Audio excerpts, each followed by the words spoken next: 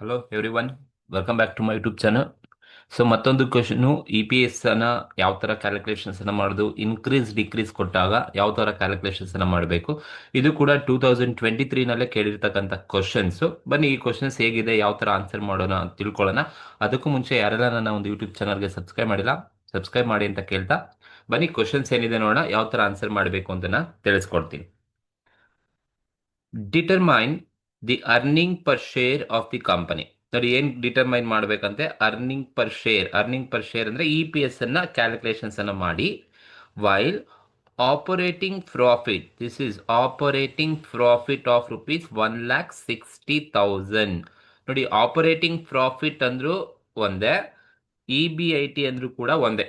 Question ಅಲ್ಲಿ operating profit of the company, EBIT, earning before interest and tax, is also called as operating profit of the company ಅಂತ ಕರಿತೀವಿ. So 1,60,000 operating profit ಕೊಟ್ಟಿದ್ದಾರೆ. It's capital structure consist of the following. ಅಂದ್ರೆ ಈ ಒಂದು operating profit ಏನಿದೆ ಅಂದ್ರೆ ಆ ಒಂದು ಕಂಪನಿ, ಯಾವುದೋ ಒಂದು ಕಂಪನಿಲಿ ಏನೆಲ್ಲ ಕ್ಯಾಪಿಟಲ್ ಸ್ಟ್ರಕ್ಚರ್ ಅನ್ನ ಒಳಗೊಂಡಿದೆ ಅಂತ ಹೇಳಿದ್ದಾನೆ, ಯಾವೆಲ್ಲ ಸೆಕ್ಯೂರಿಟೀಸ್ ಅನ್ನ ಒಳಗೊಂಡಿದೆ ಅಂತ ಹೇಳಿದ್ದಾರೆ. ನೋಡಿ ಮೊದಲನೇದು 10% ಡಿಬೆಂಚರ್ಸ್ 5 lakh rupees. ಅಂದ್ರೆ 10% ಡಿಬೆಂಚರ್ಸ್ ಅನ್ನ ತಗೊಂಡ್ಬಂದಿರ್ತಕ್ಕಂಥ ಡಿಬೆಂಚರ್ಸ್ ಇದಾವೆ 10%. 5 lakh rupees ಡಿಬೆಂಚರ್ಸ್ ಅಲ್ಲಿ ತಂದಿದ್ದಾರಂತೆ. ದಟ್ ಇಸ್ 10% ಡಿಬೆಂಚರ್ಸ್ ಅನ್ನ ತಗೊಂಡ್ಬಂದಿದ್ದಾರೆ. 12% preference shares of rupees 1 lakh. 1 lakh ವ್ಯಾಲ್ಯೂನ ಪ್ರಿಫರೆನ್ಸ್ ಶೇರ್ ಕ್ಯಾಪಿಟಲ್ ತಗೊಂಡ್ಬಂದಿದ್ದಾರೆ. 12% ಅನ್ನ ಪ್ರಿಫರೆನ್ಸ್ ಶೇರ್ಸ್ ಅಲ್ಲಿ ತಗೊಂಡ್ಬಂದಿದ್ದಾರೆ ಅಂತ ಹೇಳಿದ್ದಾರೆ. And equity shares of rupees 100 each 4 lakh. ಅಂದ್ರೆ ಈಕ್ವಿಟಿ ಶೇರ್ಸ್ 100 rupees ಇರ್ತಕ್ಕಂಥ 4 ಲಕ್ಷ ಈಕ್ವಿಟಿ ಶೇರ್ಸ್ ಕ್ಯಾಪಿಟಲ್ ಇದೆಯಂತೆ. ಸೊ ಹಾಗಾಗಿ ಅದು ಈಕ್ವಿಟಿ ಶೇರ್ ಕ್ಯಾಪಿಟಲ್, ಇದು 100 rupees ವ್ಯಾಲ್ಯೂ ಇರ್ತಕ್ಕಂಥ 4 lakh ಶೇರ್ ಕ್ಯಾಪಿಟಲ್ ನ ತಗೊಂಡ್ಬಂದಿದ್ದಾರೆ. ಈಕ್ವಿಟಿ ಶೇರ್ಸ್ ಮುಖಾಂತರ 100 ರೂಪಾಯಿ ವ್ಯಾಲ್ಯೂ ಹಂಗೆ 4 lakh rupees ಕ್ಯಾಪಿಟಲ್ ನ ತಗೊಂಡ್ಬಂದಿದ್ದಾರೆ ಅಂತ ಹೇಳಿದ್ದಾರೆ. And the company is in 50% tax bracket. ಅಂದ್ರೆ 50% ಟ್ಯಾಕ್ಸ್ ರೇಟ್ ಇದೆ ಅಂತ ಅರ್ಥ. ಕಂಪನಿಲಿ 50% ಟ್ಯಾಕ್ಸ್ ರೇಟ್ ಇದೆ.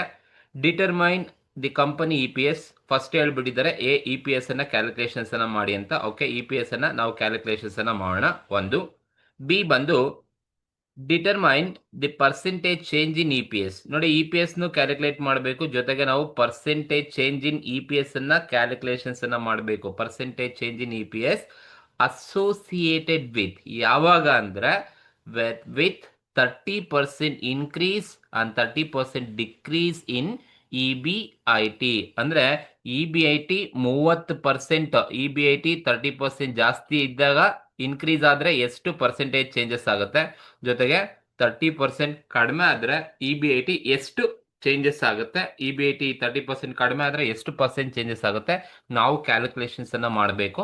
ಇದಕ್ಕೆ ಸಂಬಂಧಪಟ್ಟ ನಾನು ಆಲ್ರೆಡಿ ಒಂದು ವಿಡಿಯೋ ಅಪ್ಲೋಡ್ ಮಾಡಿದ್ದೀನಿ. ಅಲ್ಲಿ 25% ಇನ್ಕ್ರೀಸ್ ಮತ್ತೆ 25% ಡಿಕ್ರೀಸ್ ಕೊಟ್ಟಿದ್ರು.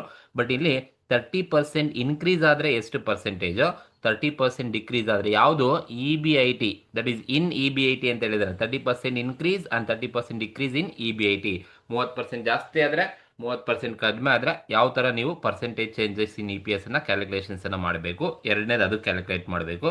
ಅಂಡ್ ಸಿ ಥರ್ಡ್ ಒನ್ ಕೂಡ ಕೇಳಿದರೆ ಇಲ್ಲಿ, determine the degree of financial leverage. ಅಂದ್ರೆ ನಾವು ಫಿನಾನ್ಷಿಯಲ್ ಲಿವರೇಜಸ್ ಅನ್ನ ಕ್ಯಾಲ್ಕುಲೇಷನ್ಸ್ ಅನ್ನ ಮಾಡಬೇಕು. ನೋಡಿ ಈ ಪಾಯಿಂಟ್ ಸಿ ಏನಿದೆ, ಅವರು ಕ್ವಶನ್ ಅಲ್ಲಿ ಹೇಳಿದ್ರೆ ಮಾತ್ರ ಫಿನಾನ್ಷಿಯಲ್ ಲಿವರೇಜಸ್ ಅನ್ನ ಮಾಡಿ, ಇಲ್ಲ ಅಂದ್ರೆ ನೀವು percentage changes in E P S ಅನ್ನ ಮಾಡಬೇಕು. ಸೊ ಇದು ಓವರ್ ಆಲ್ ಕ್ವಶನ್ಸ್ ಇರೋದು. ಏನೇನಿದೆ ಅಂದ್ರೆ operating profit E B I T 1,60,000 ಕೊಟ್ಟಿದ್ದಾರೆ.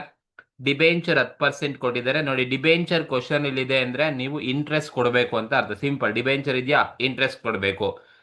ಪ್ರಿಫರೆನ್ಸ್ ಶೇರ್ ಕ್ಯಾಪಿಟಲ್ 12% ಇದೆ. ಪ್ರಿಫರೆನ್ಸ್ ಅನ್ನ ವರ್ಡ್ ಇದೆ ಅಂದ್ರೆ ನೀವು ಪ್ರಿಫರೆನ್ಸ್ ಡಿವಿಡೆಂಡ್ ಕೊಡಲೇಬೇಕು ಅಂತ ಅರ್ಥ. ಅದು 12% ಪ್ರಿಫರೆನ್ಸ್ ಡಿವಿಡೆಂಡ್ ಕೊಡಬೇಕು. ಅಂಡ್ ಈಕ್ವಿಟಿ ಶೇರ್ ಕ್ಯಾಪಿಟಲ್ ಎಲ್ಲ ಪ್ರಾಬ್ಲಮ್ ಅಲ್ಲೂ ಕೊಡ್ತಾರೆ. ಅಲ್ಲಿ ಕ್ಯಾಪಿಟಲ್ ಕೊಟ್ಟಿದ್ದಾರೆ ರುಪೀಸ್ ಅಲ್ಲಿ ಇರೋದು ಅಮೌಂಟ್, ನನಗೆ ಶೇರ್ಸ್ ಬೇಕು, ಹಾಗಾಗಿ capital divided by face value ಮಾಡಿದ್ರೆ ನಿಮಗೆ ನಂಬರ್ ಆಫ್ ಶೇರ್ಸ್ ಸಿಗುತ್ತೆ. 50% ಟ್ಯಾಕ್ಸ್ ರೇಟ್ ಕೊಟ್ಟಿದ್ದಾರೆ. ಮೊದಲು ಇ ಪಿ ಎಸ್ ಅನ್ನ ಕ್ಯಾಲ್ಕುಲೇಟ್ ಮಾಡಬೇಕು, ಆಮೇಲೆ percentage in E P S ಮಾಡಬೇಕು. 30% ಇನ್ಕ್ರೀಸ್ ಆದ್ರೆ 30% ಡಿಕ್ರೀಸ್ ಆದ್ರೆ, ಜೊತೆಗೆ ಫಿನಾನ್ಷಿಯಲ್ ಲಿವರೇಜಸ್ ಅನ್ನ ಕ್ಯಾಲ್ಕುಲೇಷನ್ಸ್ ಅನ್ನ ಮಾಡೋಕೆ ಹೇಳಿದ್ದಾರೆ. ಅಂದ್ರೆ E B I T divided by E B T ಮಾಡಿದ್ರೆ ಫಿನಾನ್ಷಿಯಲ್ ಲಿವರೇಜಸ್ ಬರುತ್ತೆ, ಅದನ್ನ ಕ್ಯಾಲ್ಕುಲೇಷನ್ಸ್ ಅನ್ನ ಮಾಡಬೇಕು. ಇದು ಓವರ್ ಆಲ್ ಕ್ವಶನ್ಸ್ ಇರ್ತಕ್ಕಂಥದ್ದು. ಸೊ ಇದಕ್ಕೆ ಯಾವ ತರ ನೀವು ಆನ್ಸರ್ಸ್ ಅನ್ನ ಮಾಡಬೇಕು, ಯಾವಾಗ ನೀವು ಯಾವ ತರ ಫಾರ್ಮೆಟ್ ಹಾಕೋಬೇಕು, when increase and decrease if it is given in the question ಅಂತ ಹೇಳಿದ್ರೆ. ಸೊ ನೋಡಿ ನಿಮಗೆ ಇ ಪಿ ಎಸ್ ನ ಕ್ಯಾಲ್ಕುಲೇಷನ್ಸ್ ಮಾಡೋಕೆ ಹೇಳಿದ್ದಾರೆ.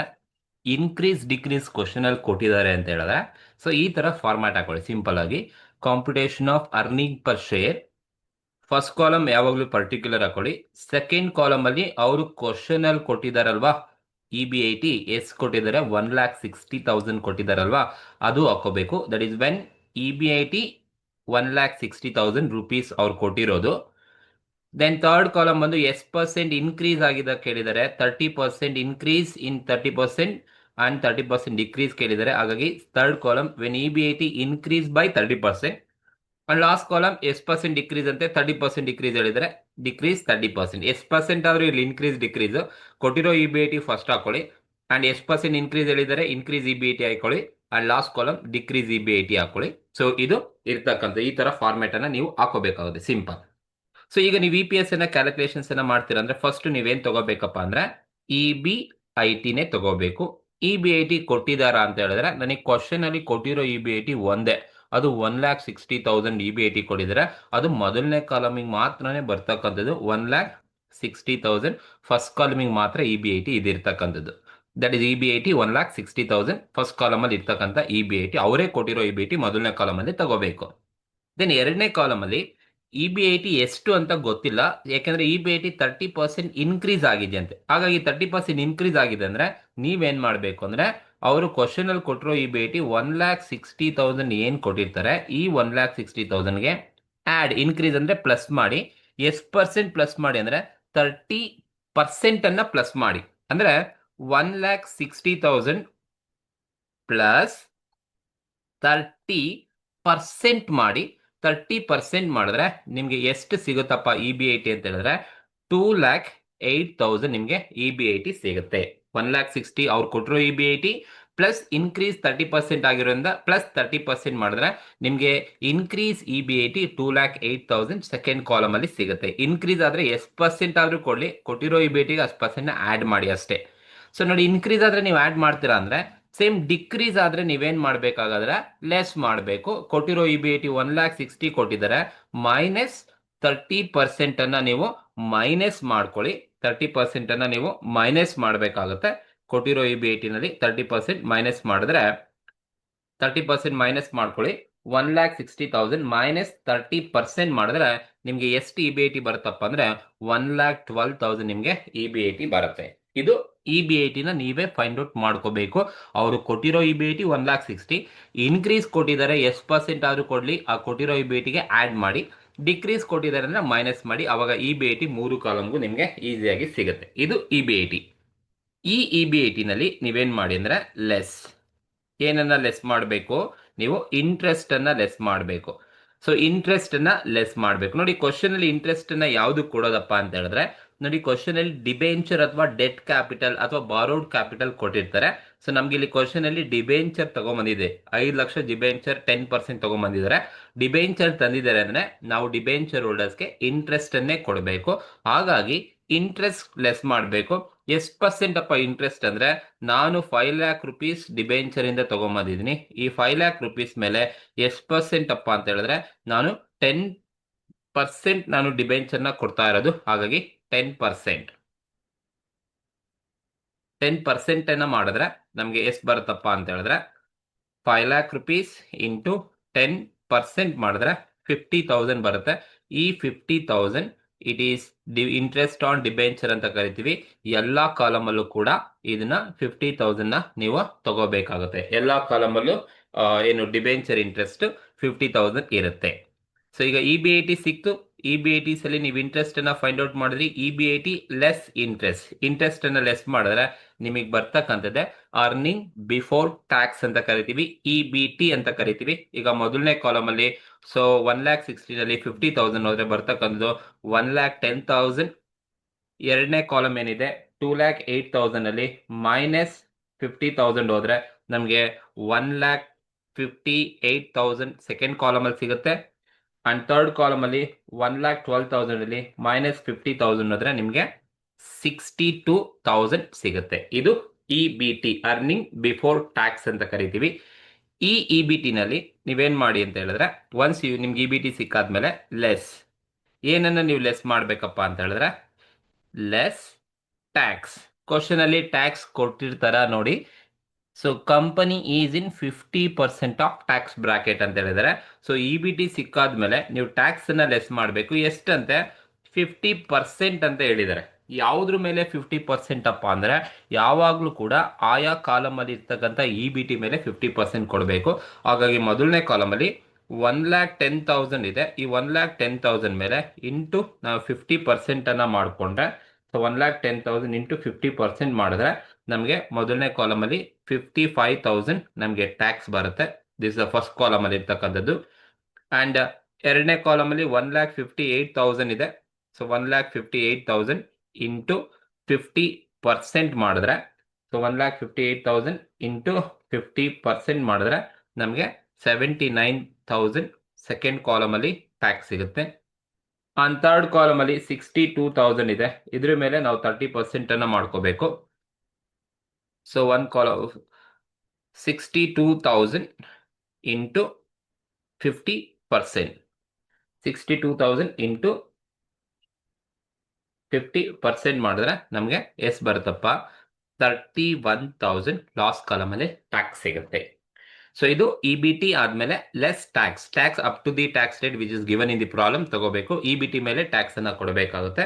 ಸೊ EBT ಸಿಕ್ತು, ಆಯಾ ಕಾಲಮ್ ಅಲ್ಲಿ ಟ್ಯಾಕ್ಸ್ ಸಿಕ್ತು. EBT ನಲ್ಲಿ ಲೆಸ್ ಟ್ಯಾಕ್ಸ್ ಅನ್ನ ಲೆಸ್ ಮಾಡಿದ್ರೆ ನಿಮಗೆ ಬರ್ತಕ್ಕಂಥದ್ದು ಏನಪ್ಪಾ ಅಂತ ಹೇಳಿದ್ರೆ EAT, ಅರ್ನಿಂಗ್ ಆಫ್ಟರ್ ಟ್ಯಾಕ್ಸ್ ಅಂತ ಕರಿತೀವಿ. ಲೆಸ್ ಮಾಡಿದ್ರೆ ಈಗ 1,10,000 ಅಲ್ಲಿ 55,000 ಹೋದ್ರೆ 55,000 ಬರುತ್ತೆ. 1,58,000 ಅಲ್ಲಿ 79,000 ಹೋದ್ರೆ 79,000 ಬರುತ್ತೆ. ಅಂಡ್ 62,000 ಅಲ್ಲಿ 31,000 ಹೋದ್ರೆ ನಮಗೆ 31,000 ಸಿಗುತ್ತೆ. ಇದು EBT ನಲ್ಲಿ ಲೆಸ್ ಟ್ಯಾಕ್ಸ್ ಅನ್ನ ಮಾಡಿದಾಗ ನನಗೆ ಬಂದಿರತಕ್ಕಂಥದ್ದು ಅರ್ನಿಂಗ್ ಆಫ್ಟರ್ ಟ್ಯಾಕ್ಸ್ ಅಂತ ಕರಿತೀವಿ. ಅರ್ನಿಂಗ್ ಆಫ್ಟರ್ ಟ್ಯಾಕ್ಸ್ ಅಂತ ತಗೋಬೇಕು. ಈ ಅರ್ನಿಂಗ್ ಆಫ್ಟರ್ ಟ್ಯಾಕ್ಸ್ ಅಲ್ಲಿ ನೀವೇನನ್ನ ಲೆಸ್ ಮಾಡ್ಬೇಕಪ್ಪ ಅಂತ ಹೇಳಿದ್ರೆ ಲೆಸ್ ಪ್ರಿಫರೆನ್ಸ್ ಡಿವಿಡೆಂಡ್. ನೋಡಿ, ಪ್ರಿಫರೆನ್ಸ್ ಡಿವಿಡೆಂಡ್ ಕ್ವಶನ್ ಅಲ್ಲಿ ಕೊಟ್ಟಿದ್ದಾರ, ಒಂದ್ಸಲ ಚೆಕ್ ಮಾಡ್ಕೊಳ್ಳಿ. ಪ್ರಿಫರೆನ್ಸ್ ಶೇರ್ ಕ್ಯಾಪಿಟಲ್ ಕೊಟ್ಟಿದ್ದಾರ ಅಂದ್ರೆ ಎಸ್, ಇಲ್ಲಿದೆ ನೋಡಿ, 12% ಪ್ರಿಫರೆನ್ಸ್ ಶೇರ್ಸ್ ಆಫ್ ರುಪೀಸ್ 1,00,000 ಅಂತ ಹೇಳಿದರೆ, ಅಂದ್ರೆ 1,00,000 ರುಪೀಸ್ ಅನ್ನ ನಾನು ಪ್ರಿಫರೆನ್ಸ್ ಶೇರ್ಸ್ ಇಂದ ತಗೊಂಡ್ಬಂದಿದ್ದೀನಿ ಅಂದ್ರೆ ನಾನು ಪ್ರಿಫರೆನ್ಸ್ ಡಿವಿಡೆಂಟ್ ಅನ್ನ ಕೊಡಬೇಕಾಗುತ್ತೆ. ಹಾಗಾಗಿ 1,00,000 ರುಪೀಸ್ ಪ್ರಿಫರೆನ್ಸ್ ಶೇರ್ ಕ್ಯಾಪಿಟಲ್ ಮೇಲೆ ನಾನು ಎಷ್ಟು ಪರ್ಸೆಂಟ್ ಅಪ್ಪ ಅಂದ್ರೆ 12% ತಗೊಂಡ್ಬಂದಿರ್ತಕ್ಕಂಥದ್ದು ಪ್ರಿಫರೆನ್ಸ್ ಶೇರ್ಸ್ 12% ಇರೋದು. ಹಾಗೆ ಈ 12% ಮಾಡಿದ್ರೆ 12,000 ರುಪೀಸ್ ಬರುತ್ತೆ. ಸೊ 1,00,000 ಮೇಲೆ ನೀವು 12% ಮಾಡಿದ್ರೆ 12,000 ಬರುತ್ತೆ. 12,000 ಪ್ರಿಫರೆನ್ಸ್ ಡಿವಿಡೆಂಡ್ ಎಲ್ಲ ಕಾಲಮಲ್ಲೂ ಕೂಡ ನೀವು 12% ಅನ್ನೇ ತಗೋಬೇಕಾಗತ್ತೆ. ಎಲ್ಲ ಕಾಲಮಲ್ಲೂ ಕೂಡ 12% ಪ್ರಿಫರೆನ್ಸ್ ಡಿವಿಡೆಂಟ್ ಅನ್ನ ತಗೋಬೇಕಾಗುತ್ತೆ. ಸೊ ಅರ್ನಿಂಗ್ ಆಫ್ಟರ್ ಟ್ಯಾಕ್ಸ್ ಅಲ್ಲಿ ಲೆಸ್ ಪ್ರಿಫರೆನ್ಸ್ ಡಿವಿಡೆಂಟ್ ನೀವು ಫೈಂಡ್ ಔಟ್ ಮಾಡಿದಾದ್ಮೇಲೆ ಲೆಸ್ ಮಾಡಿದಾಗ ನಿಮಗೆ ಬರ್ತಕ್ಕಂಥದ್ದು ಏನಪ್ಪಾ ಅಂತ ಹೇಳಿದ್ರೆ ಇದನ್ನೇನಂತ ಕರಿತೀವಿ? ಅವೈಲಬಲ್ಸ್ to earnings available to equity shareholders.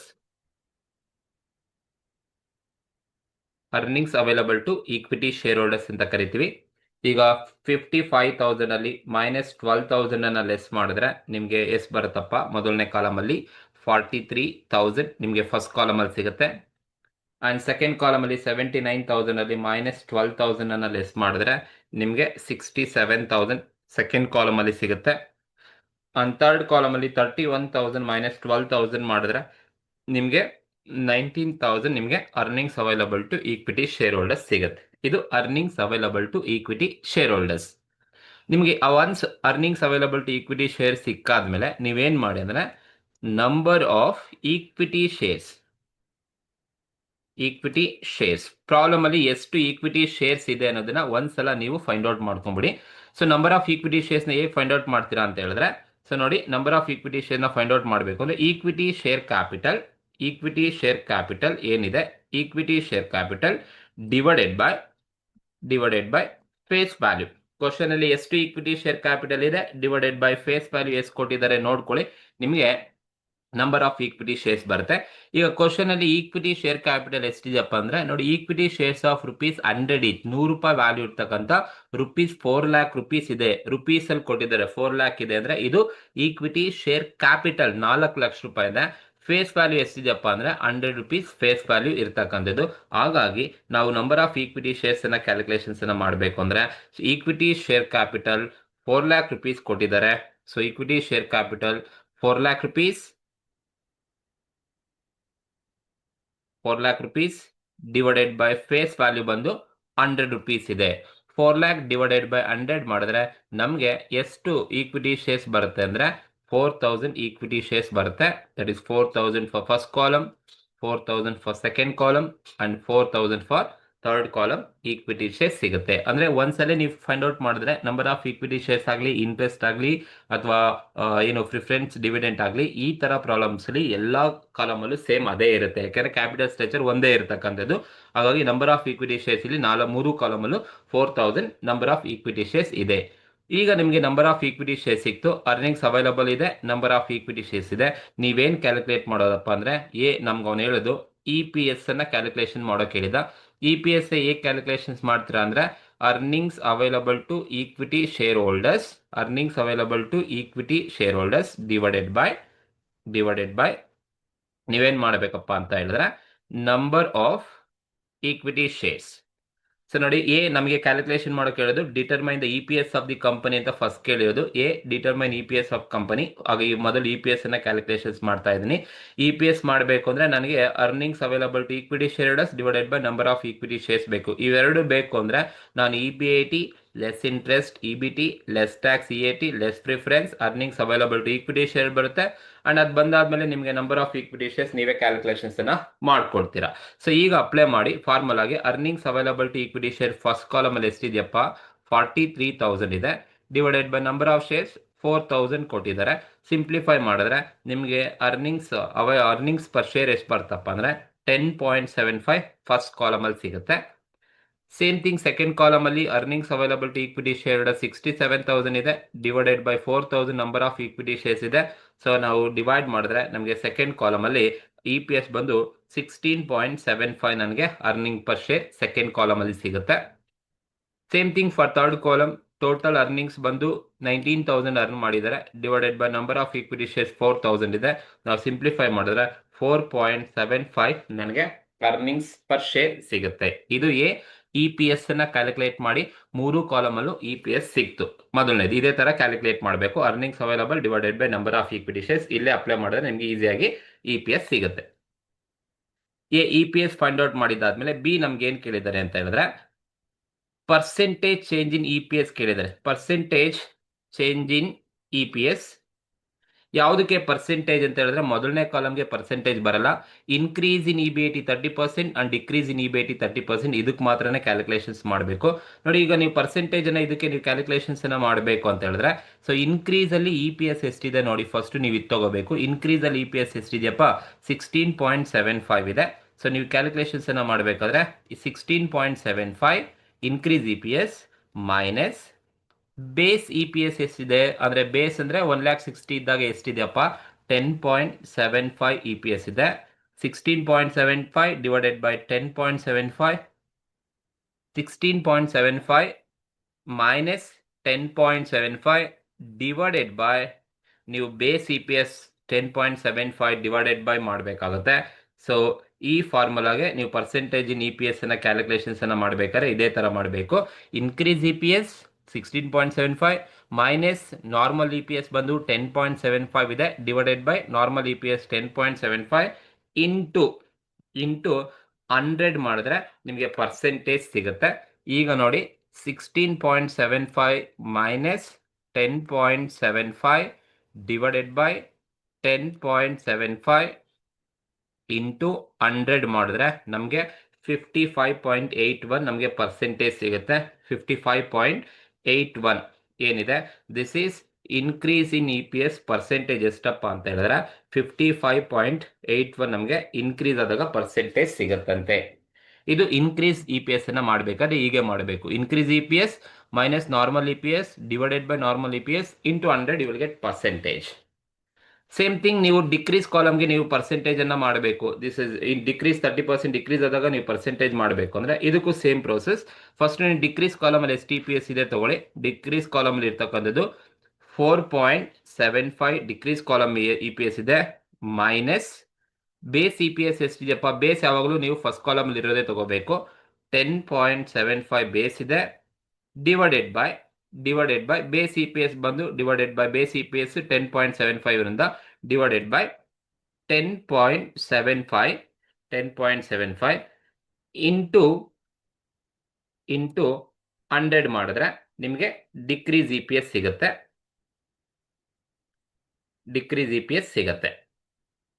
S ಬರುತ್ತಪ್ಪ ಅಂತ ಹೇಳಿದ್ರೆ ಸಿಂಪ್ಲಿಫೈ ಮಾಡಿದ್ರೆ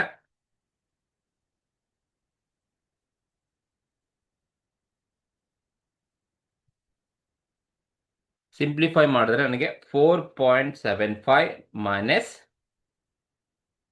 10.75 ಡಿವೈಡೆಡ್ ಬೈ 10.75 ಇಂಟು 100 ಮಾಡಿದ್ರೆ ನನಗೆ ಎಷ್ಟು ಪರ್ಸೆಂಟೇಜ್ ಸಿಗುತ್ತಪ್ಪ ಅಂತ ಹೇಳಿದ್ರೆ 55.81 ಸಿಗುತ್ತೆ. ದಟ್ ಈಸ್ ನೆಗೆಟಿವ್ ಬರುತ್ತೆ. 55.81% ಸಿಗುತ್ತೆ. ಅದು ಬ್ರಾಕೆಟ್ ಅಲ್ಲಿ ತೋರಿಸಿ ನೆಗೆಟಿವ್ ಅಲ್ಲಿ ತೋರಿಸ್ಬೇಕು. ಏನಕ್ಕೆ ಅಂದ್ರೆ ಇನ್ಕ್ರೀಸ್ ಅಂದ್ರೆ ಪಾಸಿಟಿವ್ 55.81 ಪಾಸಿಟಿವ್ ಅಲ್ಲಿ ಸಿಗುತ್ತೆ. 30% ಡಿಕ್ರೀಸ್ ಆದ್ರೆ 55.81 ನನಗೆ ನೆಗೆಟಿವ್. ಸೇಮ್ ಪರ್ಸೆಂಟೇಜ್ ಎರಡರಲ್ಲೂ ಇದೆ. ಯಾಕೆಂದ್ರೆ ಇನ್ಕ್ರೀಸ್ 30% ಡಿಕ್ರೀಸ್ 30% ಆಗಿರೋದ್ರಿಂದ ನನಗೆ 55% ಇನ್ಕ್ರೀಸ್ ಎಷ್ಟಾದ್ರೆ ಇನ್ಕ್ರೀಸ್ 30% ಆದ್ರೆ 55.81% ಇನ್ಕ್ರೀಸ್ ಆಗುತ್ತೆ. ಸೇಮ್ 30% ಡಿಕ್ರೀಸ್ ಆದ್ರೆ 55.81 ಡಿಕ್ರೀಸ್ ಆಗುತ್ತೆ ಅಂತ. ಇದು change in E P S increase ಮತ್ತೆ ಡಿಕ್ರೀಸ್ಗೆ ಪರ್ಸೆಂಟೇಜ್ ಅನ್ನ ಕ್ಯಾಲ್ಕುಲೇಷನ್ಸ್ ಅನ್ನ ಮಾಡಬೇಕು. ಇದು ಎರಡನೇದು ಕ್ವಶನ್ಸ್ ಅಲ್ಲಿ ಕೇಳಿರ್ತಕ್ಕಂಥ ಎರಡನೇ ಅಂಶ. ದೆನ್ ಮೂರನೇದು ಇನ್ನೇನು ಕೇಳಿದರೆ determine the degree of financial leverage, ಅಂದ್ರೆ ಡಿಗ್ರಿ ಆಫ್ ಫಿನಾನ್ಷಿಯಲ್ ಲಿವರೇಜಸ್ ಅನ್ನ ಕ್ಯಾಲ್ಕುಲೇಷನ್ಸ್ ಅನ್ನ ಮಾಡಬೇಕು.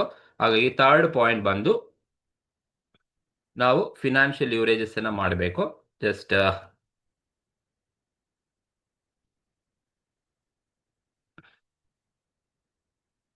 ನೋಡಿ, ಫಿನಾನ್ಷಿಯಲ್ ಲಿವರೇಜ್ ಎಫ್ ಎಲ್ ಅಂತ ಕರೀತೀವಿ. ಫಿನಾನ್ಷಿಯಲ್ ಲಿವರೇಜ್ ನಿಮಗೆ ಗೊತ್ತು, formula E B I T divided by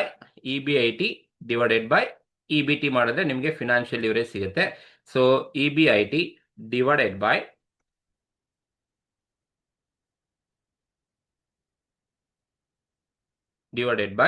E B T, E B I T divided by E B T ಮಾಡಿದ್ರೆ ನಮಗೆ ಫಿನಾನ್ಷಿಯಲ್ ಲಿವರೇಜ್ ಸಿಗುತ್ತೆ. ಈಗ ಅಪ್ಲೈ ಮಾಡಿ ನೋಡಿ, ಆಯಾ ಕಾಲಮ್ ಅಲ್ಲಿ ಇ ಬಿ ಐ ಟಿನೂ ಇದೆ, ಆಯಾ ಕಾಲಮ್ ಅಲ್ಲಿ ಇ ಬಿ ಟಿನೂ ಇದೆ. ಅದಕ್ಕೆ ಕರೆಕ್ಟ್ ಆಗಿ ಅಪ್ಲೈ ಮಾಡಬೇಕು. ಸೊ ಈಗ ಫಸ್ಟ್ ಕಾಲಮ್ ಅಲ್ಲಿ ನೋಡಿ ಇ ಬಿ ಐ ಟಿ ಕೊಟ್ಟಿದ್ದಾರೆ. ಇ ಬಿ ಐ ಟಿ ಮೊದಲನೇ ಕಾಲಮ್ ಅಲ್ಲಿ ಎಷ್ಟಿದೆಯಪ್ಪ, 1,60,000 ಇದೆ. ಸೊ ಇಲ್ಲಿ ಸಿಂಪ್ಲಿಫೈ ಮಾಡಿ ತೋರಿಸ್ತೀನಿ. 1,60,000 ಇ ಬಿ ಐ ಟಿ ಇದೆ, divided by E B T ಎಷ್ಟಿದೆ ಮೊದಲನೇ ಕಾಲಮ್ ಅಲ್ಲಿ 1,10,000 ಇದೆ. 1,10,000 ಸಿಂಪ್ಲಿಫೈ ಮಾಡಿ 1,60,000 ಡಿವೈಡೆಡ್ ಬೈ 1,10,000 ನೀವು ಡಿವೈಡ್ ಮಾಡಿದ್ರೆ ನಿಮಗೆ 1.45 ಫಿನಾನ್ಷಿಯಲ್ ಲಿವರೇಜ್ 1.45 ಫಿನಾನ್ಷಿಯಲ್ ಲಿವರೇಜ್ ಮೊದಲನೇ ಕಾಲಮ್ ಅಲ್ಲಿ ಸಿಗುತ್ತೆ. ಸೇಮ್ ಎರಡನೇ ಕಾಲಮಿಗೆ ಬಂದ್ರೆ same formula E B I T divided by E B T ಮಾಡಬೇಕು. ಎರಡನೇ ಕಾಲಮ್ ಅಲ್ಲಿ ಇ ಬಿ ಐ ಟಿ ಎಷ್ಟಿದಪ್ಪ ಅಂದ್ರೆ ಇ ಬಿ ಐ ಟಿ ಬಂದು 2,08,000 ಇ ಬಿ ಐ ಟಿ ಇದೆ. 2,08,000 divided by E B T ಬಂದು 1,58,000 ಇದೆ. 1,58,000 ಇದೆ. ಸೊ ಹಾಗಾಗಿ 2,08,000 E B I T divided by 1,58,000 E B T divide ಮಾಡಿದ್ರೆ ನಮಗೆ 1.31 ಫಿನಾನ್ಷಿಯಲ್ ಲಿವರೇಜ್ ಬರುತ್ತೆ. That is 1.31 financial leverage. The last column ಅಲ್ಲಿ ಕೂಡ same E B I T ಬಂದು 1,12,000 ಇ ಬಿ ಐ ಟಿ ಇದೆ, divided by E B T ಬಂದು 62,000 E B T ಇದೆ. So 1,12,000 divided by 62,000 you will get 1.80 ನಿಮಗೆ financial leverage ಸಿಗುತ್ತೆ. 1.80 financial leverage ಸಿಗುತ್ತೆ. So ಇದು ನಿಮಗೆ ಮೂರು ಅಂಶನ ಕ್ಯಾಲ್ಕುಲೇಷನ್ಸ್ ಅನ್ನ ಮಾಡ್ಲಿಕ್ಕೆ ಹೇಳಿದ್ರು. ಮೊದಲು ಇ ಪಿ ಎಸ್ ಅನ್ನ ಕ್ಯಾಲ್ಕುಲೇಟ್ ಮಾಡೋಕೆ ಹೇಳಿದ್ದೇನೆ. ಈ ಇ ಪಿ ಎಸ್ ಮಾಡಿದ್ರೆ ನಿಮಗೆ percentage change in E P S ಬರುತ್ತೆ. ಅದ್ರ ಜೊತೆಗೆ ನೀವು ಫಿನಾನ್ಷಿಯಲ್ ಲಿವರೇಜಸ್ ಅನ್ನ ಕ್ಯಾಲ್ಕುಲೇಷನ್ಸ್ ಅನ್ನ ಮಾಡಬಹುದು. ಇದು ಕೇಳಿದ್ರೆ ಮಾತ್ರ ಮಾಡಬೇಕು. ಬಟ್ ಇದು ಇನ್ಕ್ರೀಸ್ ಡಿಕ್ರೀಸ್ ಕೊಟ್ಟಾಗ ನೀವು percentage change in E P S ವರೆಗೂ ಕಂಪಲ್ಸರಿ ಮಾಡಲೇಬೇಕಾಗುತ್ತೆ. ಸೊ ಇದು ಈ ತರನೇ ಕ್ವಶನ್ಸ್ ಬರತಕ್ಕಂಥದ್ದು. ಇನ್ಕ್ರೀಸ್ ಡಿಕ್ರೀಸ್ ಕೊಟ್ಟರೆ ನೀವು ಹೀಗೆ ಮಾಡ್ಕೊಂಡು ಹೋಗಿ E B I T less interest, E B T less tax, E A T less preference, you will get earnings available to equity shareholders. ಅದಾದ್ಮೇಲೆ ನೀವು ನಂಬರ್ ಆಫ್ ಶೇರ್ಸ್ ತಗೊಳ್ಳಿ, ಆಮೇಲೆ ಇ ಪಿ ಎಸ್ ಅನ್ನ ಫೈಂಡ್ ಔಟ್ ಮಾಡಿ ನಿಮಗೆ answer ಸಿಗುತ್ತೆ. So ಇದು simple and easiest problem 2023 ನಲ್ಲಿ ಕೇಳಿರ್ತಕ್ಕಂಥ ಒಂದು ಕ್ವಶನ್ಸ್ ಇದಿರ್ತಕ್ಕಂಥದ್ದು. ಸೊ ಈ ಒಂದು ವಿಡಿಯೋದಲ್ಲಿ ನಿಮ್ಗೆ ಏನಾದರೂ ಡೌಟ್ಸ್ ಇದ್ರೆ ಅಥವಾ ನಿಮ್ಗೆ ಏನಾದರೂ ಮಿಸ್ಟೇಕ್ಸ್ ಇದೆ ಅಂತ ಐಡೆಂಟಿಫೈ ಮಾಡಿದ್ರೆ ದಯವಿಟ್ಟು ಕಮೆಂಟ್ ಮೂಲಕ ತಿಳಿಸಿ. Okay, thank you very much. And ಈ ವಿಡಿಯೋ ಇಷ್ಟ ಆದರೆ ದಯವಿಟ್ಟು ನಿಮ್ಮ ಫ್ರೆಂಡ್ಸ್ಗೆ ಶೇರ್ ಮಾಡಿ. ಅವ್ರಿಗೂ ಸ್ವಲ್ಪ ಹೆಲ್ಪ್ ಆಗಲಿ. ಅದೇ ಥರ ಸಬ್ಸ್ಕ್ರೈಬ್ ಮಾಡ್ಕೊಳ್ಳೋಕೆ ಹೇಳಿ ನಿಮ್ಮ ಫ್ರೆಂಡ್ಸ್ ಯಾರೆಲ್ಲ ಇದ್ದಾರೆ, ಯಾಕಂದರೆ ನಿಮ್ಮ ಸಬ್ಸ್ಕ್ರಿಪ್ಷನ್ಸೇ ನಮ್ಗೊಂದು ಒಂದು ಇನ್ಸ್ಪಿರೇಷನ್ಸ್ ಇದ್ದಾಗೆ ಮತ್ತಷ್ಟು ವಿಡಿಯೋಗಳನ್ನ ಕ್ರಿಯೇಟ್ ಮಾಡಲಿಕ್ಕೆ ನಮಗೂ ಅನುಕೂಲ ಆಗುತ್ತೆ. And I am happy to share whatever the information I have to you people. So ನಿಮ್ಮ ಕಡೆನೂ ಕೂಡ ನನಗೆ ಅಷ್ಟೇ ಎನ್ಕರೇಜ್ಮೆಂಟು ಕೂಡ ಬೇಕಾಗುತ್ತೆ ಅಂತ ಕೇಳ್ಕೊತೀನಿ. Thank you very much.